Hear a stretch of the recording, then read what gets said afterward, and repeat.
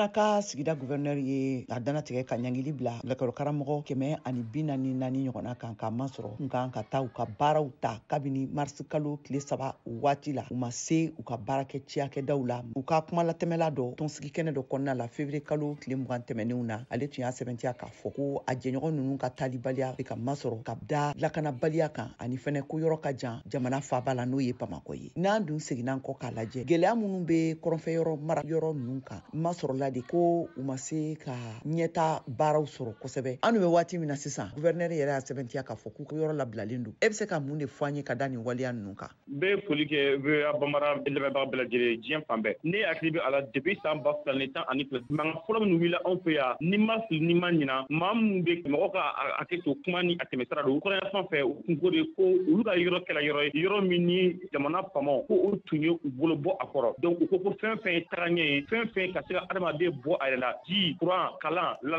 lakana a mana kɛ tagaɲɛ fɛn fɛn ko jamana faamaw ye olu jɛ o la bon n'i y'a ta lajɛ ka daminɛ 2012 la ka na fo bi la fɛn kɛlɛ caman kɛla bon nin wagati in na an bɛ se k'a fɔ ko territoire caman tun bɛ yen o tun tɛ an bolo olu reconquête kɛla ni ka o minɛ ka o di an ka jamana yɛrɛ ma ka kɛ an ta ye bon ne kɔni b'a dɔn k'a fɔ ko min na kɛ yɔrɔ ye zone min na bi lagarabaliya bɛ yen nka k'a fɔ ko école karamɔgɔ k'olu ka segin ka na u ka poste la ka na u ka baara daminɛ ko olu k'a fɔ ko u tɛ se ka segin kama sɔrɔ u ye ko lakanabaliya ko ani fana ko yɔrɔ ka jan Bamakɔ la. Yala taabolo jumɛn de bɛ se ka bila sen kan sisan yaasa nin situation façon ɲɛnabɔ pour que ka nin éviter ka nin gɛlɛya ninnu nɔgɔya e yɛrɛ bolo sisan en tant que analyse politique mun de bɛ se ka kɛ? Fɛn fɔ mɔgɔ ka se ka faamuya n'an ma sabali ni an ko an tɛ taga nin yɔrɔ in na nin bɛ yen o duguden minnu bɛ yen denmisɛnnin minnu bɛ yen ni olu bɛ na wuli an ka tagabaliya bɛ na olu jɛ kalan min na tagaɲɛ min na o bɛ kɛ frustration ye olu la olu bɛ na u yɛrɛ senti de abandonné par l'état bon ni o kɛla o ko o bɛ se ka kɛ kɔlɔlɔ belebele an kan ne bolo bi min bɛ se ka kɛ il faut que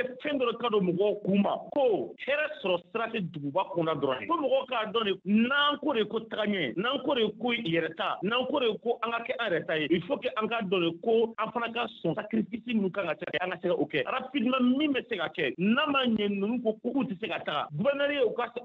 sara tigɛ ne b'a dɔn bi aujourd'hui ninnu ils étaient prêts sara ka tigɛ u ka to yan ne bolo aujourd'hui enseignant maa baden de bɛ yen jeune diplômé caman de bɛ bi aujourd'hui minnu bɛ yen diplôme b'u bolo kalan dɔnniya bɛ u la a ka di u ye u ka se ka baara kɛ bon ne kɔni bolo rapidement min bɛ se ka kɛ o de ye ka appel bila minnu bɛ yen qui veulent aller servir a mɛnna ka aujourd'hui olu ka se ka taa u ka taga a kɛ mais ka bɔ kuma na ni min fana ye il faut que jamana faamaw fana ka dɔn maa minnu fana bɛ taa zone reculée ninnu na tuma caman u b'a fɔ de ko u ka saraw ti kɛ joona sara dégé retard la o n'a ma ɲɛ kɔni i ye risque ta ka taa i nin di a fana ka kan sara min kan ka d'i ma o ka d'i ma a temps n'i ye kalo kelen kɛ i ma sara kalo fila kalo saba e bɛ yɔrɔ min na fa tɛ yen ba tɛ yen lakanabaliya bɛ yen o kuma ka ca Kajatu. O kɔrɔ ye k'a fɔ ko sogo ka fasa muru da ka go a fan fila bɛ ne kɔni bolo aujourd'hui jamana faamaw u ka jɔ u sen kan n'u kɔni ko mɔgɔ ka taa u ka disposition bɛɛ ta pour que maa minnu bɛna sɔn ka taga u ka se ka lakana pour que u ka se ka denmisɛnninw kalan ka ɲɛ. An ka foli b'i ye